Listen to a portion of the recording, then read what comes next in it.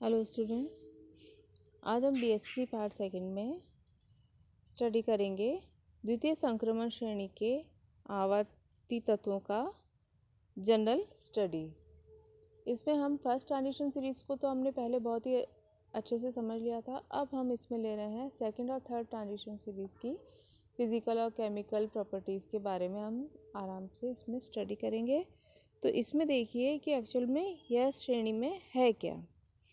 द्वितीय संक्रमण श्रेणी जो है वह आवर्त सारणी के 5वें आवर्त में देख रहे हैं हम स्ट्रोंशियम के बाद यट्रियम से, है ना, ये यट्रियम से स्टार्ट हो रही है और उसके बाद और जो थर्ड संक्रमण श्रेणी है वह किस में आती है, आपके छठे आवर्त में बेरियम के बाद लैंथनम से, वो हम नेक्स्ट देखेंगे।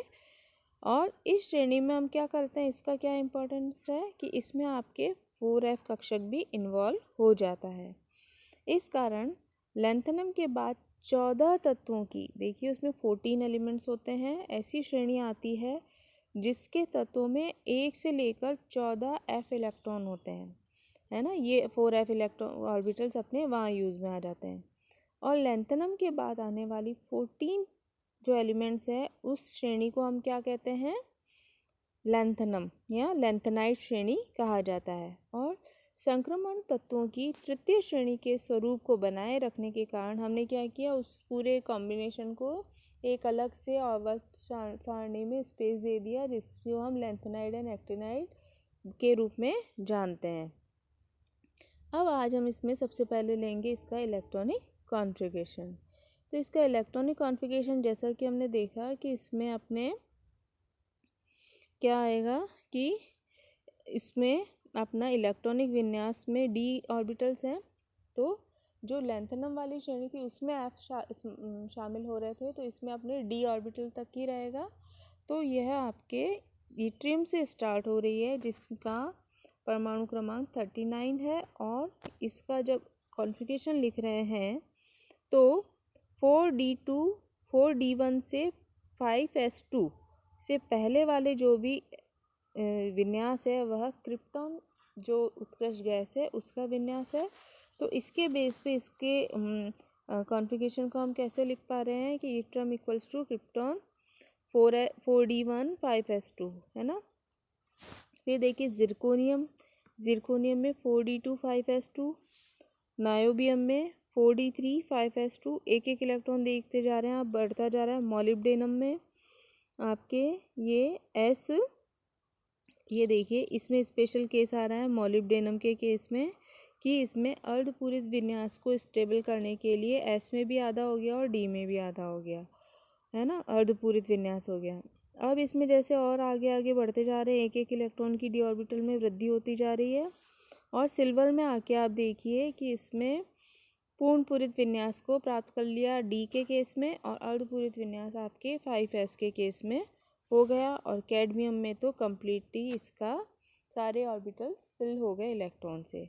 तो यह सब इसी वजह से है कि इसकी अधिकतम स्थायित्व को शो करने के लिए इलेक्ट्रॉन्स का मूवमेंट होता ही रहता है, जो हमने फर्स्ट ईयर में ये इलेक्ट्रॉन भरने के जो नियम थे ऑफ-बो प्रिंसिपल और होंड वाले, उनमें अच्छे से देखा है। अब देखिए इन्हीं बातों को इसने अच्छे से एक्सप्लेन आगे किया है कि आपके जो इस श्रेणी में मॉलिब्डेनम जो 42 पर था वह सिल्वर 47 के विन्यास में, वही जो बात हमने करी, अर्धपूर्ण व पूर्ण भरे हुए कक्षकों के अधिक स्थायित्व के कारण उसमें S में 1 इलेक्ट्रॉन 4D कक्षक में आ जाता है।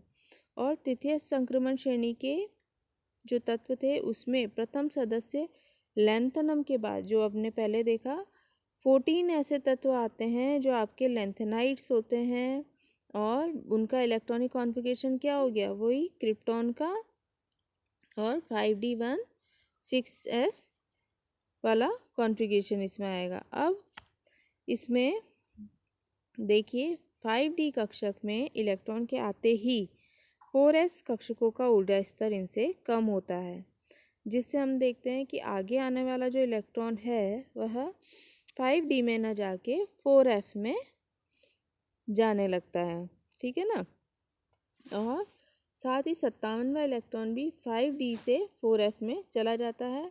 तो आपके सीरियम का कॉन्फ़िगरेशन क्या आ जाएगा, ये देखो 4f वाला है ना। तो इसके बाद आने वाले सभी जो इलेक्ट्रॉन्स होंगे सीरियम के बाद वह f ऑर्बिटल में भरे जाएंगे जब तक कि इसमें 14 इलेक्ट्रॉन्स नहीं हो जाते। और आवर्त सारणी में इन तत्वों को लैंथेनम के तुरंत बाद में रखा जाए तो 14 तत्व जो आते हैं वो और आगे खिसक जाएंगे। ये बात तो ठीक ही है, जिससे क्या हो जाएगा, अपने टेबल का फॉर्म चेंज हो सकता है। तो उससे बचने के लिए इसमें क्या किया गया कि इनको एक अलग ही ग्रुप बना के रख लिया गया है ना। तो ये देखिए, हम इसकी अलग वाली जो श्रेणी है उसको हम यहाँ समझ रहे हैं कि लैंथेनम के बाद हैफनियम डायरेक्ट 57 के बाद में 72 वाला आ गया। तो तृतीय संक्रमण श्रेणी के तत्वों के इलेक्ट्रॉनिक विन्यास को हम इस तरह से समझ रहे हैं। देखो, जो लैंथेनम है उसमें आपके अभी तक सिर्फ d ऑर्बिटल है, जबकि इसके बीच में डायरेक्ट हैफनियम आ गया। उसमें आपके क्सीनॉन वाला आ गया कॉन्फ़िगरेशन, क्योंकि इसमें 14 एलिमेंट्स और आ गए और इसमें 4f में इलेक्ट्रॉन फिल होने लग गए। और इस तरह से आपके आके मरकरी तक का इसका कॉन्फ़िगरेशन अपने यह 4f में ऑर्बिटल फिल किए गए। अब इस प्रकार हम कहते हैं कि इसका जो कॉमन इलेक्ट्रॉनिक कॉन्फ़िगरेशन है वह द्वितीय संक्रमण श्रेणी में आपके krypton 4d 1 to 10 and 5s2 होता है। जबकि लैंथेनम के अतिरिक्त जो बाद के तृतीय श्रेणी में आते हैं उनका इलेक्ट्रॉनिक कॉन्फ़िगरेशन में क्या आएगा, जीनॉन आएगा, है ना।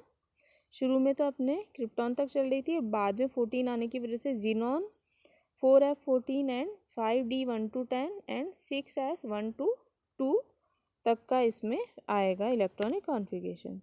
अब इसके मेटेलिक गुण को हम स्टडी करते हैं। तो समस्त संक्रमण धातु जो होती हैं वह मेटेलिक या धात्विक होते हैं। उनमें ऊष्मा और विद्युत की चालकता, धात्विक चमक, कठोरता, मजबूती, मरकरी लिक्विड है, तथा डक्टिलिटी यानी कि पीटने पे वह फैल जाते हैं, ऐसा गुण उसमें पाया जाता है। और इनके कई मिश्र धातुएं भी बनाई हुई है। नेक्स्ट इसमें आता है कि उनकी परिवर्तनीय ऑक्सीकरण अवस्था। डी कक्षकों में अयुग्मित इलेक्ट्रॉन होने के कारण इनकी परिवर्तनीय ऑक्सीकरण अवस्थाएं होती हैं। ये तत्व +2 ऑक्सीकरण अवस्था से +8 ऑक्सीकरण अवस्था तक शो करते हैं। देखिए, क्योंकि जब हमने डी ब्लॉक की स्टडी करी थी तो उसमें हमने देखा था 2 + 2 to 5 तक थी, है ना, और 6 7 तक भी थी मैग्नीज में। तो उसमें ये परिवर्तनीय ऑक्सीकरण अवस्था शो करने का इसके पीछे लॉजिक यही है कि उसमें जो डी ऑर्बिटल्स हैं उनकी और एस ऑर्बिटल्स की एनर्जी लगभग सेम होती है, जिस वजह से एक के बाद एक इलेक्ट्रॉन उसमें से रिमूव करके स्टेबिलिटी को गेन करते हैं। इसलिए इसमें अलग अलग टाइप की ऑक्सीकरण अवस्थाएं पाई जाती हैं। अब है इसमें कॉम्प्लेक्सेशन या संकुलन। समस्त तत्व जो हैं कई स्थायी संकुलों का निर्माण करते हैं। ये दोनों श्रेणियों के प्रथम 4 तत्व हार्ड एसिड के साथ सर्वाधिक स्थायी संकुल बनाते हैं। इसलिए हम इन्हें क्या कहते हैं, अल्फा वर्ग या एक्सेप्टर कहते हैं। जबकि अंतिम 4 जो हैं वो सॉफ्ट एसिड के साथ स्थायी बंध बनाते हैं, तो इन्हें हम बीटा वर्ग के एक्सेप्टर कहते हैं, है ना।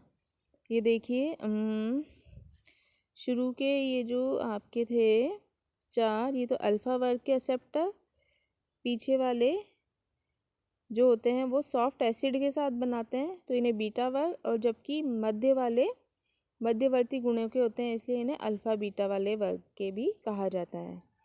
अब इसमें आती है परमाणुीय व आयनिक त्रिज्याएं। किसी भी संक्रमण धातु में जब हम देख रहे हैं कि बाएं से दाएं जाते हैं तो उनके मध्य सहसंयोजक त्रिज्या के मान में कमी आती है ना, और उनकी अंत में उसमें हल्की सी वृद्धि हो जाती है। तो ये त्रिज्या वाला इसमें लैंथेनाइट संकुचन की वजह से इसमें इसके त्रिज्याओं में डिफरेंस आ जाता है। और इसमें कि वो इस वजह से होता है कि जैसे जैसे हम आगे बढ़ते हैं तो इलेक्ट्रॉन भीतरी कोशों में बढ़ते जाते हैं, जिससे नाभिक में प्रोटॉन की संख्या तो बढ़ती है, लेकिन भीतरी इलेक्ट्रॉनों के परिरक्षण के कारण बाह्य इलेक्ट्रॉनों पर नाभिकीय आकर्षण बल उतना प्रभावी नहीं रह पाता जितना कि S और P पर होता है ना। तो इसी वजह से क्या होता है, रुबिडियम से स्ट्रोंशियम और सीजियम से बेरियम तक जाने में सहसंयोजक त्रिज्या के मान में 0.25 व 0.37 तक की ही कमी होती है, जबकि इसके एकदम बाद आने वाले तत्वों में 0.17 और 0.1 एंगस्ट्रॉम का ही डिफरेंस होता है। इसी तरह से हम देखते हैं आवर्त सारणी में जब हम ऊपर से नीचे की ओर आते हैं तो इसमें आकार में वृद्धि होती है, लेकिन द्वितीय और तृतीय संक्रमण श्रेणी में ऐसा जनरली नहीं होता। यह है हमारा लेंथेनाइट संकुचन की वजह से इसमें आता है, क्योंकि 14 प्रोटॉन के आ जाने से उसमें 14 इलेक्ट्रॉन बहुत भीतर होते हैं वो F में, तो इस कारण इतना परिरक्षण नहीं पड़ पाता और तृतीय संक्रमण श्रेणी में नए कोश होने के कारण उसमें उतनी वृद्धि नहीं हो पाती जितनी कि अपेक्षित है। अब इसमें इसकी घनत्व को देखा गया है कि अपने पड़ोसी वर्ग की तुलना में संक्रमण तत्वों के घनत्व अत्यंत उच्च होते हैं, है ना। इसका भी कारण लगभग वही है कि इनके जो घनत्व का जो मान है वह इसमें यहाँ तक आएगा कि इलेक्ट्रॉन्स की जो फिलिंग है वह इसमें कहाँ तक होती है, inner to inner orbital n-1 orbital से लेके लेंथेनाइट वाले केस में n-2 तक होती है। इस वजह से इनके आकार में कमी आती है। तो यहाँ तक हम इसकी घनत्व तक की फिजिकल प्रॉपर्टीज़ को स्टडी करेंगे। इसकी रिमेनिंग प्रॉपर्टीज़ का स्टडी हम फर्दर नेक्स्ट क्लास में करेंगे। ओके, अब इसमें आप सारे कई शॉर्ट नोट्स भी प्रिपेयर कर सकते हो जैसा कि इसमें दिखाया गया है। लेंथेनाइट संकुचन पे आपके ज़रूर इसमें क्वेश्चन बनता है और इसकी डेंसिटी, इसमें से कौन सा एक लिक्विड है, ऐसे शॉर्ट भी आंसर आते हैं। Okay, thank you.